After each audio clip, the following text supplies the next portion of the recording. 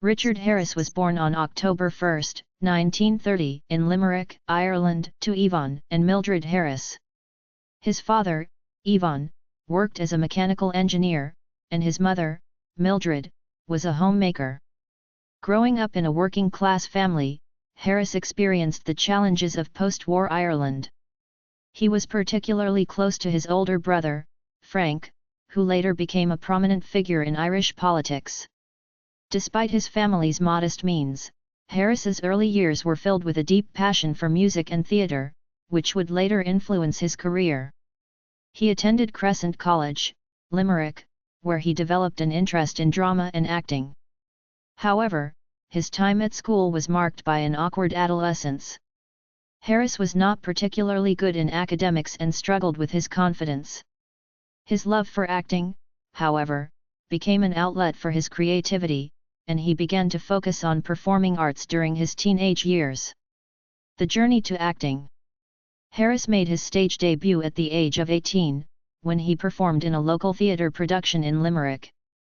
He later moved to London to pursue a career in acting, enrolling at the prestigious London Academy of Music and Dramatic Art, LAMDA.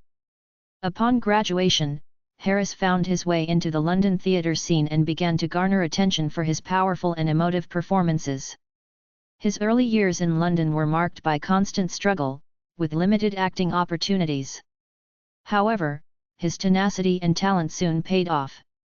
In the 1950s, he made his television debut, appearing in several British TV dramas. This marked the beginning of his long career on both the stage and screen. It was his performance in The Queer Fellow, 1956, by Brendan Behan, an Irish playwright, that earned him wider recognition and established him as a talented stage actor. Harris played the role of the main character, a man awaiting execution, a performance that brought him critical acclaim and led to other theatrical roles in London. Film career breakthrough. Richard Harris's film debut came in 1958 with the film Alive and Kicking, but it was his performance in This Sporting Life, 1963, that truly catapulted him to stardom. In this British drama, Harris portrayed a troubled rugby player named Frank Mackin, who struggles with anger, isolation, and self-doubt. The film was a critical and commercial success, and Harris received his first Academy Award nomination for Best Actor. His portrayal of Mackin was raw, intense, and deeply emotional, establishing Harris as a serious and respected actor in the eyes of Hollywood.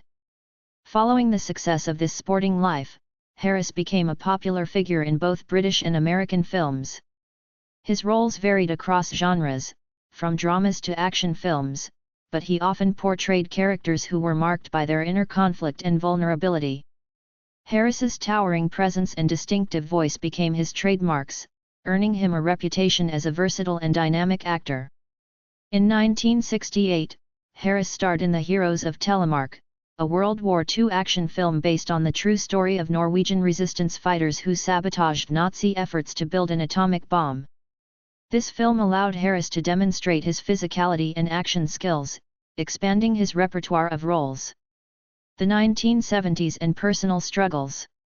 In the 1970s, Harris's career reached new heights with his performances in films such as Cromwell, 1970, in which he portrayed the English Civil War leader Oliver Cromwell, and A Man Called Horse, 1970, where he played a man captured by Native Americans and ultimately becomes one of their own. These roles showcased his ability to embody complex historical figures and characters with nuanced motivations. However, despite his professional success, Harris struggled with personal demons, particularly a battle with alcoholism. Harris was known for his boisterous personality and love of indulgence, which often spilled over into his personal life. His turbulent relationships and struggles with alcohol were well documented by the press.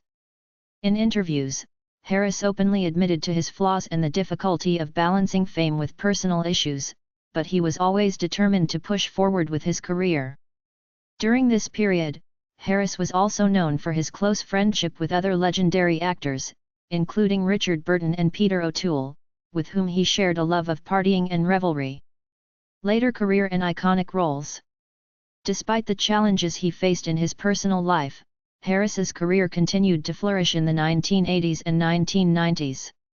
One of his most notable performances came in The Field, 1990, a role that won him his second Academy Award nomination. Harris played a proud Irish farmer, and his performance was hailed as one of the finest of his career. The film's success further cemented his place as one of the most respected actors of his generation.